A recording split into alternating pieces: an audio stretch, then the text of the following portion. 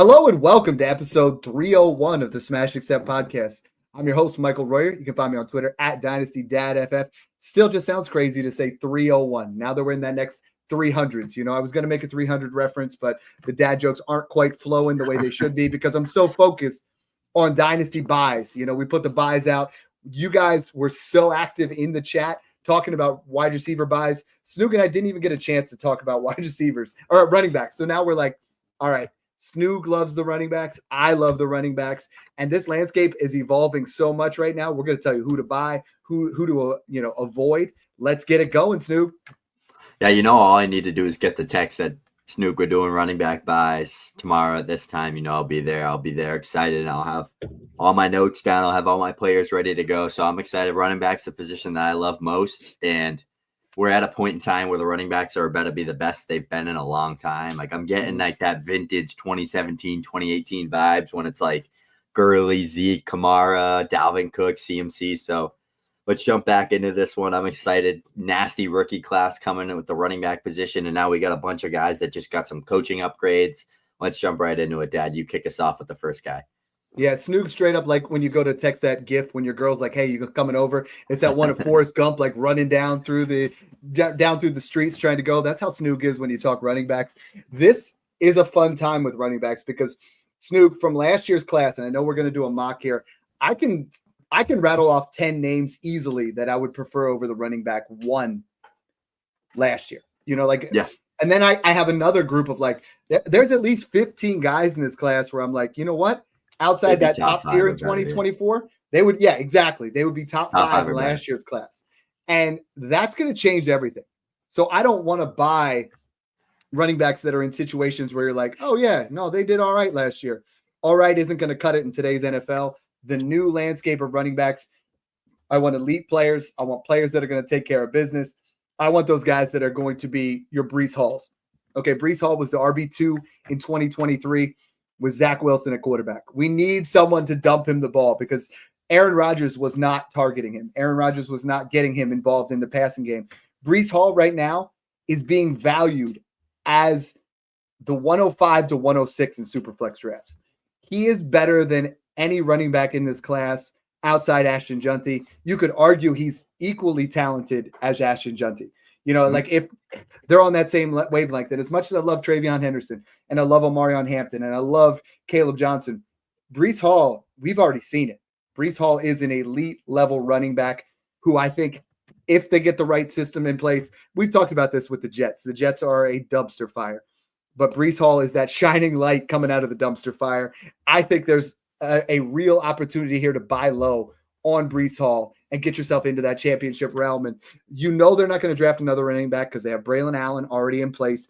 They have two solid running backs. And that's something we're going to talk about multiple times throughout the show. Snoog, we pulled up Dynasty Data Lab again. Hit me up with some Breece Hall trades just to think like, would you buy these guys? Because Breece Hall to me is still in that top tier in my head. Value-wise, it's still Gibbs, Bijan by themselves, Saquon, Junty, and then you talk about Breece Hall maybe as the RB5, maybe RB6 with A-Chain. But, man, I think we have an opportunity to buy here like we haven't had in years. Yeah, I love this one here. First off, kicking it right off. Breece Hall or DK and David Montgomery? Smash or pass? You taking Breece? I'm taking Breece there. I mean, I think Metcalf's fine. David Montgomery's fine. You're looking at both of these guys. Metcalf's probably worth the 110. And Montgomery's probably worth an early second. But I think Breece Hall, by the time this season's over, could be worth the 101 plus in 2026. And right now, I'm smashing Breece Hall there in that scenario. This one's ridiculous. What about Breece Hall and Kirk Cousins or Michael Penix, a fourth and a second? The Michael Penix hype has to stop. Like, I like him, right? Like, but his ceiling is Tua light. Not Tua plus. It's Tua light because he doesn't have the same accuracy. We're saying, and I'm seeing it in the sports card industry as well, is like people, just like when we saw, like people wanting to invest in Mac Jones and invest. He's better than that. But like we're taking he's all literally of like a Mac Jones. But we're investing in that same way where we're just like, okay, he had 4 games he started and he was good in one of them. So why don't I trade Breece Hall for him? That's fine. Buy quarterbacks cheaper. Get Matthew Stafford in that scenario. Don't buy Penix. I like this one here. Last one we'll do. Jahmyr Gibbs in a second or Trey McBride and Breece Hall. You're getting an elite cornerstone tight end asset to tier off of Gibbs, our RB1 to like our RB3 or 4 and Breece Hall. I'm smashing that Breece Hall side there. And I'm like, you won't find a bigger Gibbs truther than me out there. Like, if you do, it's probably Jahmyr Gibbs' mother. Like, Jahmyr Gibbs' mom. We'll see if we can get her on the show. But I think you're right. And everyone is trying to buy Brock Bowers still. I'm going to just say it. You can't. You just can't. All right. It's not going to happen. The closest thing you can get to that, though, is Trey McBride. Trey McBride was top 5 in volume, top 5 in receptions, top 5 in targets, top 5 in yards. Just get him. Trey McBride is your discount Brock Bowers, and he's going to put up crazy numbers. I'm all for that. Give me as much Trey McBride as possible and Breece Hall. So I'm smashing Breece Hall. Who's your number one running back by right now? I want to start up towards the tier of who's that guy that Snoog's out actively going out there and making offers every single day? I'm going to go with a guy that just got a massive coaching upgrade at offensive coordinator, a guy that turned around the Saints and Clint Kubiak coming to the Seattle Seahawks. It's Kenneth Walker. This is a guy that we saw the upside when he was healthy last year. 19, 33, 15, 20, 23, 21 fantasy points per game before injury. He had like 7, 8 touchdowns in like literally 5-6 games. The upside is the moon with Kenneth Walker. And the reason why I'm buying him, even with a stacked running back class coming in, they've already invested so much into their running backs. They have their guys in Kenneth Walker and Zach Charbonnet. And I think Clint Kubiak's a guy that loves to pound the rock, has a dynamic offensive mindset to get their best players in space. Kamara was phenomenal with the Saints last year, coming off a season where he was kind of inefficient as a runner. And then last year was one of the most efficient running seasons he's ever had with the offensive line healthy. And I mean, the Saints just always seem to have a million injuries, no offensive weapons outside of Kamara every single year. But when the team was healthy, looked great, looked awesome, efficient runners. I think Kenneth Walker is going to fit that mold perfectly, get him in space, get him downhill. The best thing about him, too, is everyone tries to say he's not a pass catcher. He had 46 receptions in 11 games. He was pacing out to have like 70, 80 receptions. We were honestly robbed of a top 3 to 5 Kenneth Walker season last year, and I don't think anybody realizes it because, 1, the offensive line was terrible. 2, the coaching staff was inconsistent in the play calling. 3, he was battling like calf injury and an abdominal injury all season. So that's one of the things that I think Kenneth Walker is just a guy that I'm buying into. I'm buying into the upside. Let's pull up some Dynasty Data Lab trades for Kenneth Walker because I'm looking at these and they are absolutely like horrific. Like he's a guy actually having a decent amount of spots. Let's pull it up here because like the first one right off the bat. So like for me, I'm looking at DK Metcalf and Demario Douglas or Walker and Coop. Yeah, like that's a smash. Other one here, I'm looking at Ramondre Stevenson in a second for Kenneth Walker. Paying that. Yep. I think you've created a scenario because I like Zach Charbonnet, and I think Zach Charbonnet has been more a good player. When it's just one of them, he's been more productive. But I think we're going to look at a new system here in Seattle. I think we're going to have Kenneth Walker as the guy. I don't have a lot of shares, but you always seem to sell me on him. But I'm looking at these trades. I mean, Jalen McMillan or Kenneth Walker. Yeah, it's Kenneth Walker by a mile. Kenneth Walker a third or a pair of seconds. Like these are the type of things that I would pay all day long for that upside. How about Kenneth Walker and BTJ or Garrett Wilson, Josh Jacobs, and Jaden Reed? I'm taking Kenneth Walker and BTJ there. Okay. Man, that's tough. That's tough. I love Josh Jacobs, and we're going to get to him. We're going to get to him in a little bit. Kenneth Walker, neither do I. Kenneth Walker or a random 26 first. I'm taking Kenneth Walker there too. That's like the most I'd pay. It's just a random first, though. Just to segue into your next move, like Travis Etienne and a second or Kenneth Walker. That one's close, but I'm still going to go Kenneth Walker there just because they still have the same head coach that was believing in Kenneth Walker last year. There's a lot changing in Jacksonville, but I really think from a talent perspective, they're both up there with some of the better running backs in the NFL, Travis Etienne and Kenneth Walker. And It's crazy because the running back position could chew you up and spit you out. If you're injured and you're battling through hamstring injuries and trying to play the position, you're not going to play at a high level. And especially if there's like a Tank Bigsby or a Zach Charbonnet that's healthy behind you, outshining you because you're injured. People don't see it. The casual fan can't understand like how to break down that type of situation. So that's why we get these buying windows and these opportunities, and that's why we cash out. So sell us on your next guy here, Dad. Kenneth Walker is current ADP is RB13 at pick 63, smashed in between 5 wide receivers. Would you rather any of these wide receivers over Kenneth Walker? Zay Flowers, Chris Olave, Jordan Addison, DJ Moore, Xavier Worthy. Wow. Yeah, he's honestly just such a good buy right now. I really think so, because like if he hits his ceiling, Dad, he has top 5 upside. The issue was before we always knew he was a dynamic rusher and an explosive guy, but could he catch passes?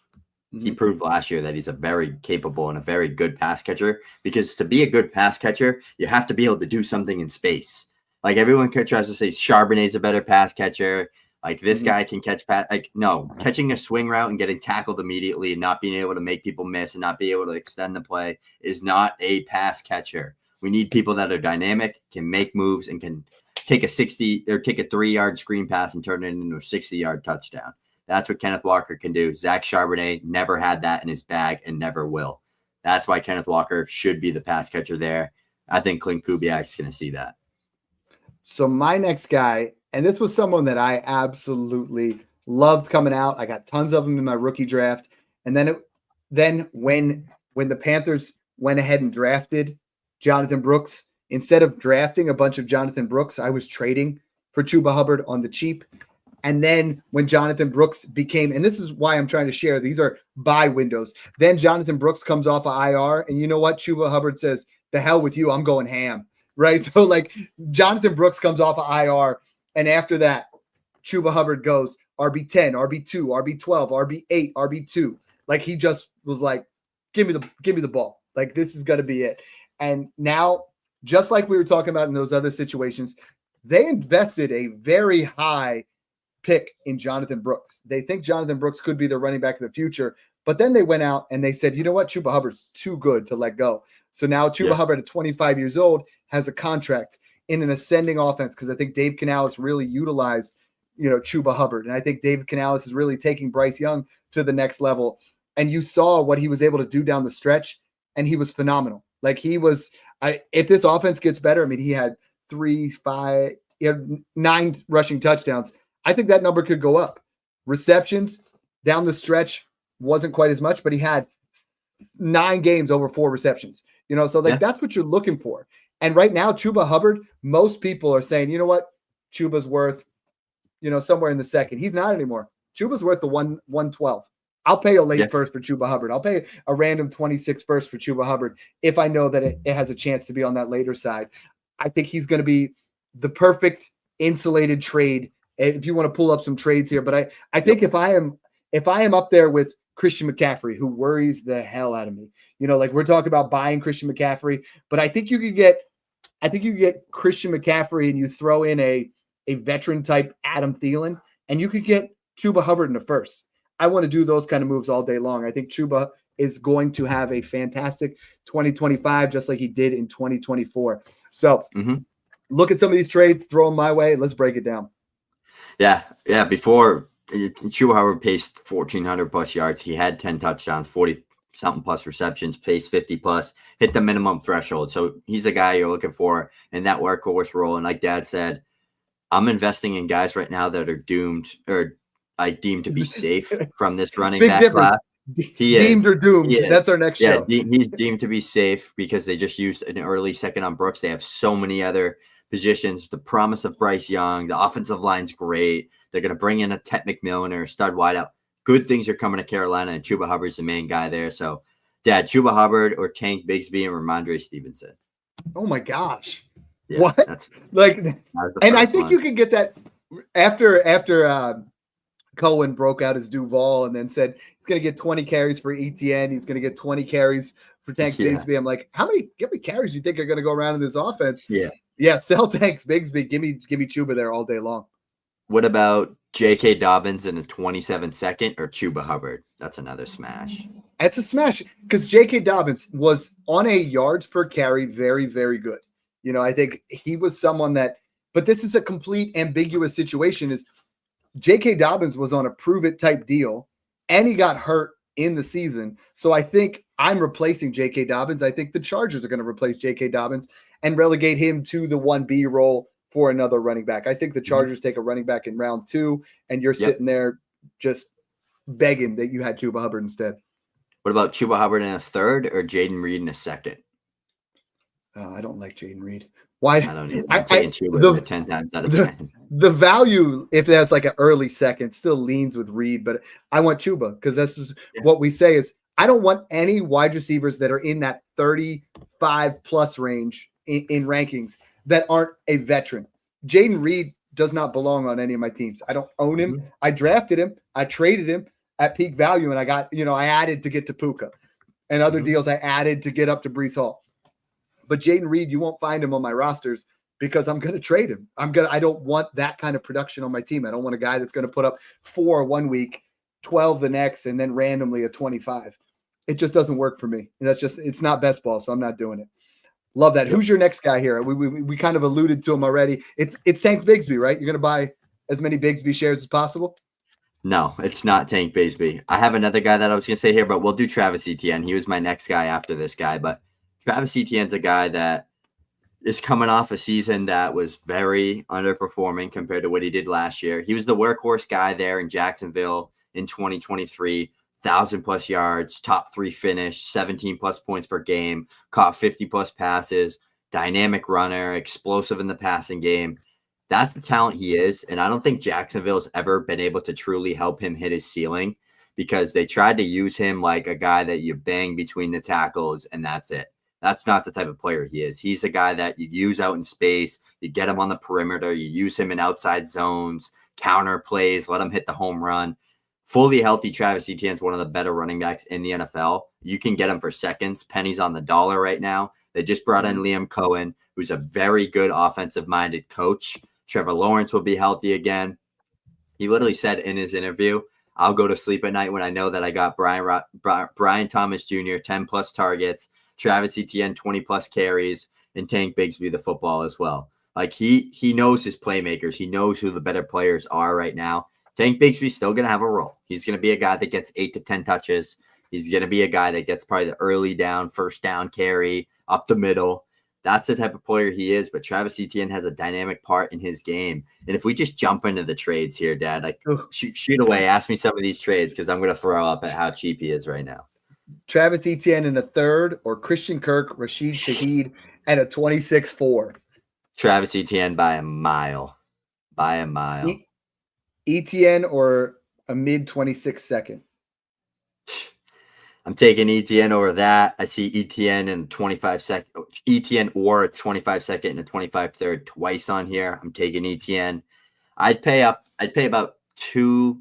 I think I'd overpay and pay 2 seconds. But you don't have to. Like, you don't have to. I'd give 2 seconds. I don't think you have to. I've been telling people that in the Discord of like 2 seconds, you get a third back. What's the earliest you would trade in 2025 draft capital? Like 203, 204. I say 204 because I want a shot at Scatabo and Neal.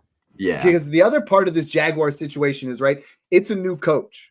So I think new coaching staff, they didn't draft any of these guys. He's already started out saying Etienne is the guy, and he wants to get him the ball because he understands that. But maybe they replace Bigsby. Exactly. Yeah. He's the Bucky. And then we're going to see, I think we're going to have multiple backs here. So I think you're going to see a lot of similar type situations. I mean, Etienne or Khalil Shakir, as much as I love Khalil Shakir, the upside there is with Travis Etienne. Travis Etienne and a 27 first or a late 25 first. That's what you do. That's a cowbell. Bring it out. That's like a cowbell. That's a cowbell. You get that going. Like that's 27 class. And we talked about it with Trevor on the last show. He goes, hey, Dad, a 27 or 26 first. It's the year that you're on. But damn, if I can get a 27 first and Etienne, now I get the production and then I get that. It's a no-brainer for me all day. And we put out there who our buys are for the wide receivers. The running backs become a little bit more difficult. You get back into the guys. I mean, we've listed a couple here that are towards the top. I'm still buying the veterans. Okay. And this is where everybody just be patient. Okay. James Conner, Aaron Jones, Alvin Kamara, Joe. We're getting there. You weren't buying him last year either. You know what I mean? Like he produced, that's for sure. These are the guys where you're talking, even Derrick Henry's gotten a little bit cheaper. Every single one of these running backs that we liked last year, David Montgomery has gotten cheaper. And guess what? There's no way the Lions are going to replace David Montgomery and Jahmyr Gibbs. It's a nice, safe floor. You know, it's someone that you know what you're going to get. Alvin Kamara, I think they could draft somebody because Kendre Miller really just they're not big on Kendre Miller. They could draft somebody else, but Alvin Kamara is not going anywhere because he's Alvin Kamara. You know, like I think we get into a lot of opportunities where, yeah, do I want a Brian Robinson? No, I'm going to sell him because I think that the Commanders are going to draft someone. You know, Tony Pollard, semi-safe. Who are those guys that are a little bit, you know, those veterans that have depreciated in value, and how you're going about getting them? Because right now, if you're trying to sell them, just don't. Everyone's doing that right now. They're like, Dad, what can I get for Kamara? Nowhere near what you can get in September. Like, it's just not the time. Yeah, Kamara is definitely the guy always. Everyone always undervalues him, and he's been an RB1 his entire NFL career in fantasy football as well. Just paced 1,000+ yards. He literally had a career year in terms of rushing, and he was going to have – he literally would have probably finished RB2 or RB3 this year with 300+ points. That's what he paced out to. Elite player, cheap, probably get him for like a mid to early second. A guy that these are bad. Russell Wilson for Kamara straight up. Alvin Kamara. That's the stuff I'm saying. Yeah, people Benson just don't know straight up. Late 20. No, Kamara for a second and 2/5. Yeah, Kamara and Connor. Yeah, like these. Yeah. So he's obviously one. He always is. The main guy. I'm going to say two guys, but the main guy that I have on my list is Christian McCaffrey, because as you can tell with Kenneth Walker, Etienne, Kamara, the common trend here is I'm chasing elite upside. I want league winners. Christian McCaffrey has that. Back-to-back 20+ point seasons in San Fran, had the injury last year, but this is a guy that has 60 to 70 reception floor, 10+ touchdowns any given year when he's healthy, 1,200+ rushing yards. He's he's the best player we've seen in fantasy football at the running back position in a while. He's had multiple 400+ point seasons, multiple 300+ point seasons. He's had 24+ points per game in 4 out of 7 seasons. This is a guy that you're chasing for the upside. He didn't tear his ACL. He didn't tear his Achilles. He didn't break a leg in half. He had some tendonitis and some issues. Yes, I agree. That's definitely concerning. But let's just pull up a couple of Christian McCaffrey trades real quick, and this is why I'm buying him. Like, this is ridiculous. For the type of player he is and the upside he has, want to add in the data lab screenshots real quick. Like, right away, Christian McCaffrey in a second for a random first. Like, if that's mid to late and I can get CMC in a mid to late second to move back 10 spots, I'm doing that. Christian McCaffrey in a third or Xavier Worthy. I'm taking McCaffrey there. I'm chasing upside. I'm chasing that trophy at the end of the season. Christian McCaffrey in a second or a first. Like, that's probably what his value is going to be. I've seen him get traded in 2 of my leagues. I saw him go for the 110. I saw him go for the 112 in a random 27 second. Comfortable paying both of those. I'm not giving the 105. I'm not giving the 106. I'm not giving the 107.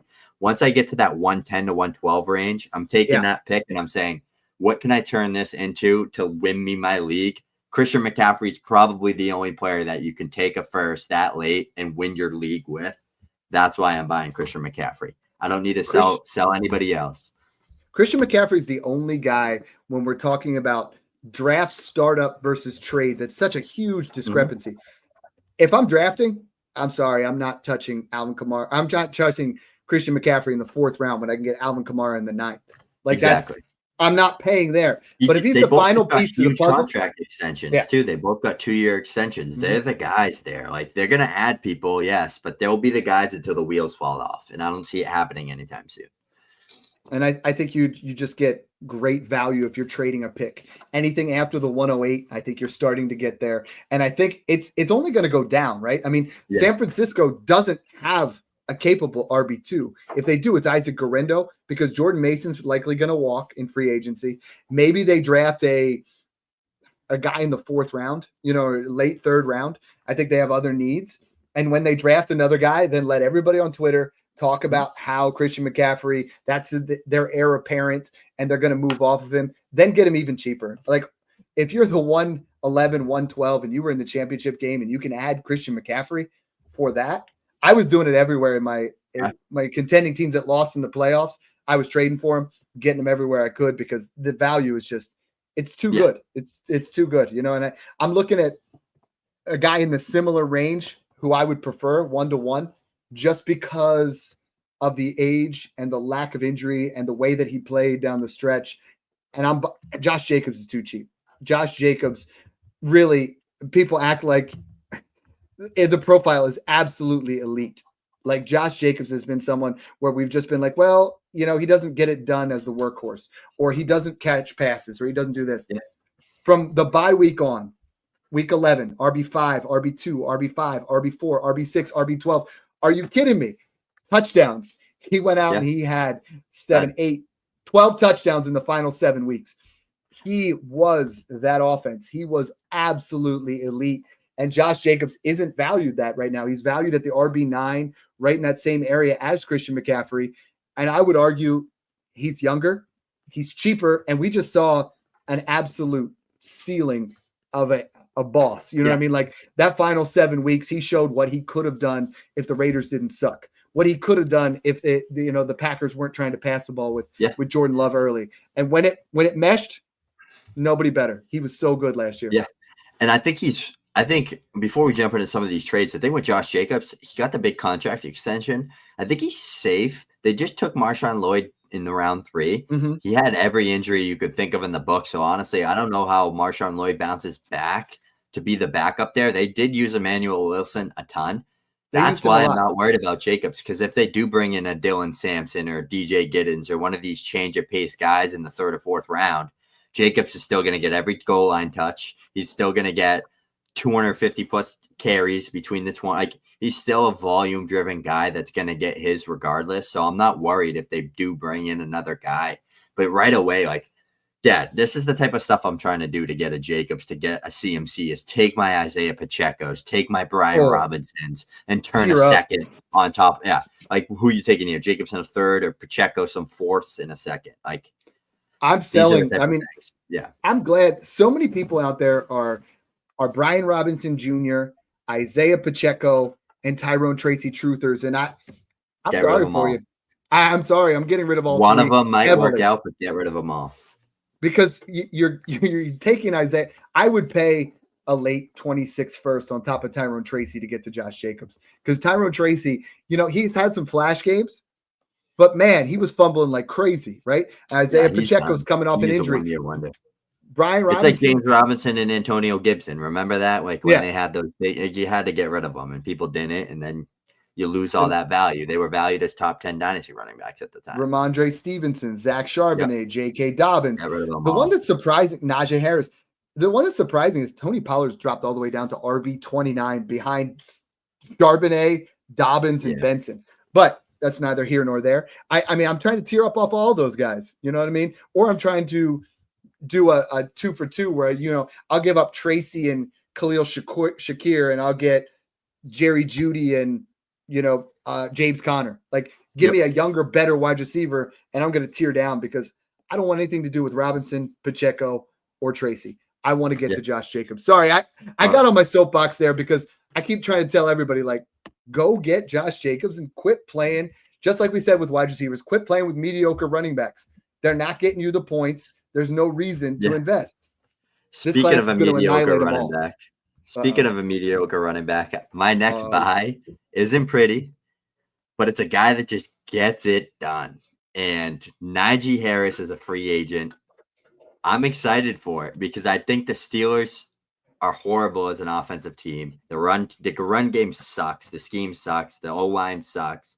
Jalen Warren's I don't think Najee Harris is like a stud at all. I think he's just like a mediocre workhorse volume driven guy.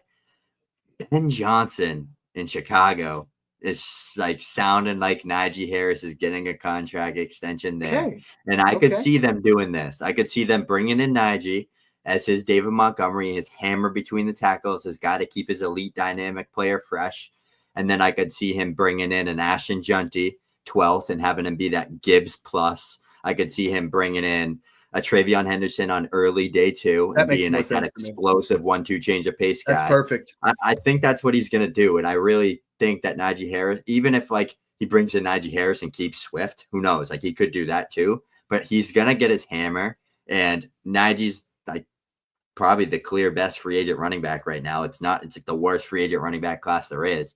So he's going to go somewhere and he's going to be like maybe the Chiefs bring him in and he's the hammer there, like that Kareem Hunt. He's going to be a guy that, I mean, he's had 4 straight seasons with 1,000 yards. He always scores like 6 to 8 touchdowns. He's not going to knock your socks off, but with the right landing spot, like Demont didn't knock your socks off. James Conner never knocked your socks off. Solid. They landed with those teams that elevated them as those goal line guys and those workhorse running backs. And they pounded the ball between the tackles. They got their 15 to 20 touches and they scored 10 plus touchdowns. I think that's what Najee Harris is going to do on his second contract. I could see the Chicago Bears really doing it there because they don't have that guy. It's Roschon Johnson right now. They need that guy. And whether it's draft a hammer and keep Swift or cut Swift and sign Najee and draft that dynamic player, I don't know what it's going to be, but all I know is Najee Harris is kind of screaming Ben Johnson vibes to me. So let's pull up a couple of Najee trades real quick before I jump into your guy because it's like pennies on the dollar. Like you can get this guy for less than a second. Like right away. Look at these right away. Like Najee Harris or Ramondre and Christian Kirk. Like I would take Najee here. I think that's like Christian Kirk's nothing to me. And I think Najee's better than Ramondre Stevenson. Najee and Lockett or Xavier Legette. I'm taking Najee there. Najee, James Conner, 1-2 swap. They're literally the same person and Najee's cheaper. Like I'd take Najee there. It's close, but I think I would take Najee there. And then like look at some of these other ones. Like you just see him and all these big packages. Like this one, James Conner, a second, Fields, Najee for a first. I'd honestly just take that package. To me, that's a depth building package, and I'm getting a second back. It looks like he's just getting thrown in as like a throw in some of these, like Demont, Chuba, and Najee for Keon and a first. Probably a mid to late first. I'd probably take Chuba over that straight up, and then I'm getting Demont and Najee for Keon Coleman. So he's a cheap guy you can get for like a mid to late second, probably a late second right now, and I think he's not pretty, but he's one of those buys that you buy into him.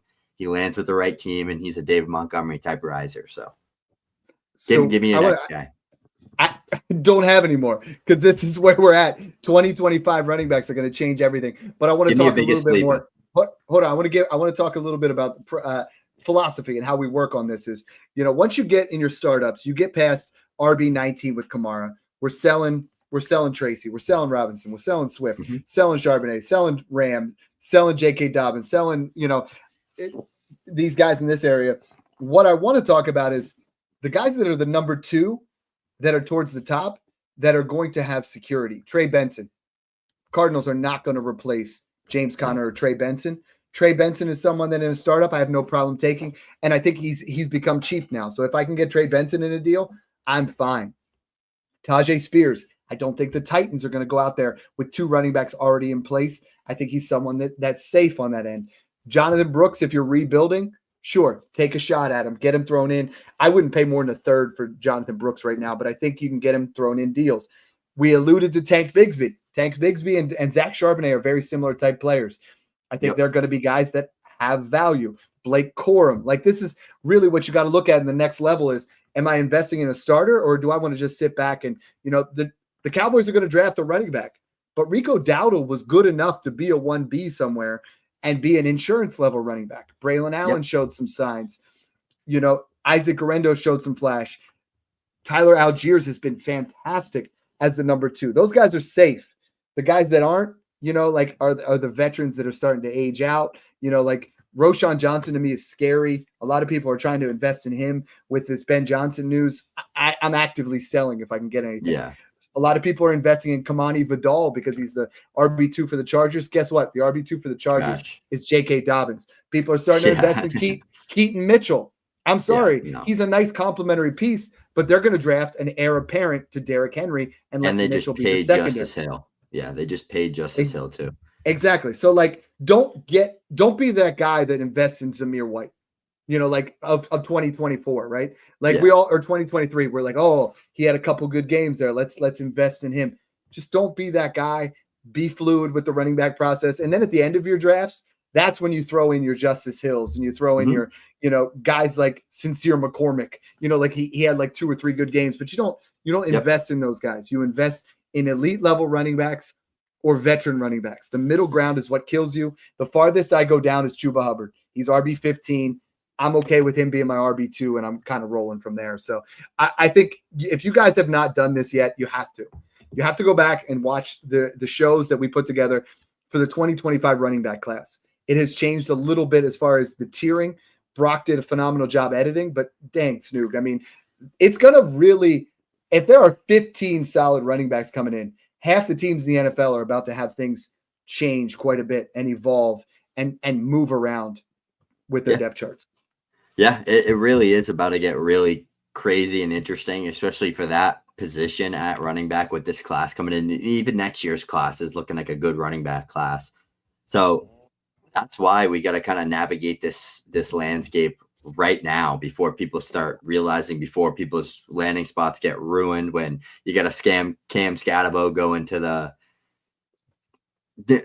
Titans in round 2, and then it's like, so that's what I'm just trying to say is like those type of players, like with all it takes is a good combine. Like a good combine is what can elevate a running back's draft stock in any specific moment. So I think right now, before we jump into our last minute sleepers and fire them off together, I just think that everybody listening needs to just understand the landscape before you make trades. Understand what's about to happen. Start buying receivers now because it's so deep. We'll listen to our who to buy in this wide receiver landscape show that we just did about an hour ago. First, start building up that wide receiver core. Leave the running back spot a little bit light. Leave it a little bit empty. Then attack the position after the NFL draft, because then you're going to get discounts on players and you're going to get a ton of rookie value. And then you can go buy your Chase Brown if he doesn't get a guy, because people are pricing him right now like there's nobody coming.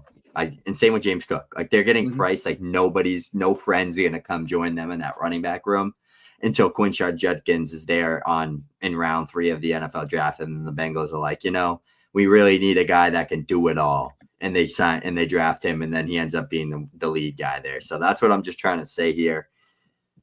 Give us some of your guys to finish us out. I think James Cook has turned the corner. As much as you didn't like him in 20, I think he's safe. You know what I mean? They brought in Ray Davis, and people were starting to say he's going to take into it. Ty Johnson has looked phenomenal in that, receiving back role. I think Buffalo has so many other needs. I could see them taking like a Woody Marks. I could see them taking Brashard Smith. Like someone, because they're going to try to be electric and pass catching and I think they go there. But Snoog, I'm just invested in 2025, like even 3rd round running backs, like I just mentioned, like Woody Marks. I mean, like, sure, Ray Davis is capable. I'm kind of working that way. Maybe Javonte Williams finds a new home. Like we saw some flashes. He was the guy I was just going to name. I could see him being a hammer in Ben Johnson's Bears offense too. What if the Cowboys just like to be Cowboys and be dumb and then take Javonte Williams in free agency and pass the position again? They do that, and then they go draft like a Dylan Sampson in round 4, and they're just like, that's our backfield. I could see him doing something like that too. Tajay Spears and Kendre Miller are 2 guys I'm buying, just because I don't think I could see the Titans bringing in somebody, but I just think if they do bring someone in, it's going to be like an Amari in Hampton or an Ollie Gordon, some big hammer at the goal line. And I think it's going to hurt Tony Pollard, and Tajay Spears is still going to be able to be that dynamic 1-2 change of pace guy. And Kendre Miller, they just signed Kamara to another 2-year extension. He's still in rookie contract. Their run game's perfect. Like they don't need any upgrade there. They need a lot more. They need wideouts. They need defense. They need a little bit of offensive line help. They need a quarterback, like tight end. They need so many other positions. So I think those 2 players are safe. And then obviously Javonte Williams, like you mentioned, him and Najee are the best free agent running backs in my opinion. And I think that they're just going to find homes and get decent contracts. The other guy that I'm reluctantly saying bye, like not, you get him thrown in, is Jordan Mason. Like I was really impressed with what he did, before he got banged up. The first 4 games, he had 3 RB1 weeks, he's showed 28 carries, 20, 19, 24 involved in the passing game. I'm not saying he's going to be a starter somewhere, but I think he goes somewhere as a 1B. I think he goes to the right offense, and Jordan Mason has some upside. Right now, he's going as RB 49 in drafts with the equivalent of the 305. I'm okay with that. I'm holding on to my thirds, but I would definitely go there. What we're saying, guys, is don't overinvest in running backs unless you're getting elite. If you can go ahead and you can trade, guys that you draft picks plus to get up to a Gibbs, a Bijan, you do it. If you can trade draft picks plus to get up into that Chuba, Jacobs, McCaffrey, those kind of guys, you do that, and you just build around those wide receivers, fill in with the running backs. Don't get too invested because it's going to really shake up this landscape. So if you guys, we didn't even mention the word Patreon yet, but if you guys are not in there yet, Snoog's working on the draft guide. It looks fantastic, 50 players deep so far. Make sure you guys sign up for the VIP to get in that. You get all of our trade advice. You get all of our draft information. This is the place to be right now. Like a lot of you guys were like, I'll start once the season starts. Guess what? You're behind because we have added 115 people since the end of the season. Those guys are the guys that are getting the leg up. Those are the guys that are saying, you know what, Dad, Snoog, you guys help me 5X my money just like you guys do. We appreciate that. So join in now. Don't wait. It's the best kept secret on Twitter and on YouTube right now. So thanks for tuning in and enjoy the process.